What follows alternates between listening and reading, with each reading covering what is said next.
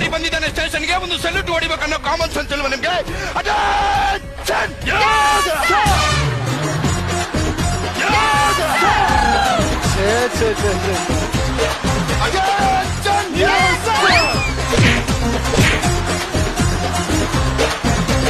ಚಡ್ಡಿ ಉದ್ರಾಗಿ ಹಾಕೊಡ್ರಿ, ಹಾಕೊಡ್ರಿ, ಚಡ್ಡಿ ಹಾಕೊಡ್ರಿ, ಹಾಕೊಡ್ರಿ.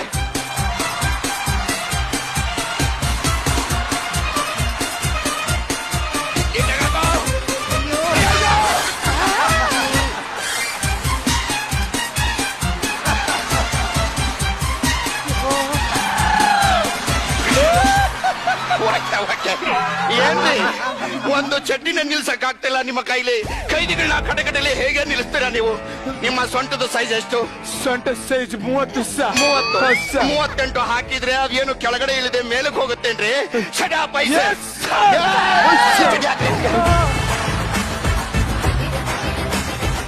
ಇನ್ ಪಿಸಿನ sir shoot ಮಾಡಕ್ ಬರುತ್ತಾ? ಬರುತ್ತೆ ಸರ್. ಮಾಡಿ ನೋಡೋಣ. Action sir. ಏನ್ ಮಾಡಿದ್ರಿ? ರೀಲ್ಸ್ ಮಾಡ್ತಾ ಇದೆ ಸರ್. ನಮ್ಮ ಸಮಾಜ ಎಲ್ಲಿಗೆ ಬಂದಿದೆ ನೋಡ್ರಿ.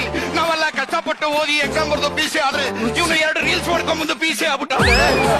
ಇಲ್ಲಿಂದ ಅಷ್ಟೇ ಸಮಸ್ಯೆ ಅಲ್ಲ ಸರ್, ಇವಾಗ ರಂಗಭೂಮಿ ಕಲಾವಿದರಿಗೂ ಸಮಸ್ಯೆ ಆಗ್ಬಿಟ್ಟಿದೆ ಸರ್. ರೀಲ್ಸ್ ಮಾಡೋರ್ನ ನೋಡಿದ್ರೇನೆ ಭಯ ಆಯ್ತದೆ ಸರ್. ಎಲ್ಲಾ ಚಾನೆಲ್ ಅವರಿಂದನೇ ಬಿದ್ದಿದೆ ಬಿಟ್ರೆ ಕಲಾವಿದ್ರು ನೋಡ್ತಾನೆ ಇಲ್ಲ ಸರ್. ಫೈಲ್ ತಗೊಂಬನ್ನಿ ಒಂದು. ಏನ್ರಿ ಒಂದು ಶಿಸ್ತಿಲ್ಲಲ್ರಿ? ಇದೇ ಪೊಲೀಸ್ ಸ್ಟೇಷನ್ ಅಲ್ಲಿ ನನ್ನ ಮಗ ಏನಾದ್ರು ಪಿಸಿ ಆಗಿದ್ರೆ ಅವ್ನಿಗೆ ಎಷ್ಟು ಶಿಸ್ತು ಎಷ್ಟು ನಿಯತ್ತು ಇರ್ತಿತ್ತು ಗೊತ್ತೇನ್ರಿ ನಿಮ್ಗೆ? ಏನ್ರಿ ಸ್ಟೇಷನ್ ಇಷ್ಟೊಂದು ಗಲೀಜಾಗಿ ಇಟ್ಕೊಂಡಿದ್ದೀರಾ?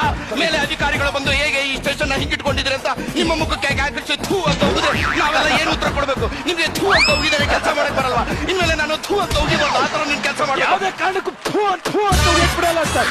ಥೂ ಅಂತ ಯಾವ ಉಟ್ಟು ಹೊಡಿತೀನಿ ಸರ್. ಥೂ ಅಂತ ನಿಮ್ಗೆ ಹಾಕ್ಬಿಟ್ಟಿಬೇಕು ಸರ್.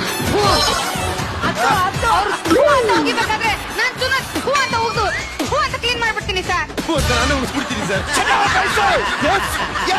ಕತ್ತಲೆ ಬಂದಿದ್ರು ನೀವು. ಇನ್ನು ಒಂದೇ ಒಂದು ನಿಮಿಷ ಈ ಸ್ಟೇಷನ್ ಎಲ್ಲ ಕ್ಲೀನ್ ಆಗಿರ್ಬೇಕು.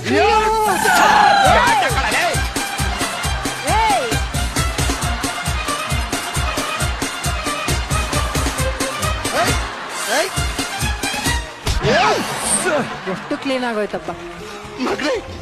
ನನ್ನ ಮಗ ಯಾಕೆ ಸರ್ ಅಳ್ತಾ ಇದ್ದೀರಾ? ನನ್ನ ಮಗ ನಿಮ್ಮ ಮಗ ನಿಮ್ಮ ಮನೆಯಿಂದ ಹೊರಗಾಕಿದ್ನ ಸರ್. ಇಲ್ಲ, ನನ್ನ ಮಗನ ಬೆಳವಣಿಗೆ ನೋಡಿ ನನಗೆ ಆನಂದ ಬಾಷ್ಪ ಬರ್ತಾ ಇದೆ. ಏನ್ ಇವನು ಯಾರು? ಇವನು ಬಸ್ ಸ್ಟ್ಯಾಂಡ್ ಅಲ್ಲಿ ಪಿಕ್ ಪಾಕೆಟ್ ಮಾಡ್ದ ಸರ್. ಬಸ್ ಸ್ಟ್ಯಾಂಡ್ ಅಲ್ಲಿ ಪಿಕ್ ಪಾಕೆಟ್. ಅಯ್ಯೋ ಅಲ್ಕ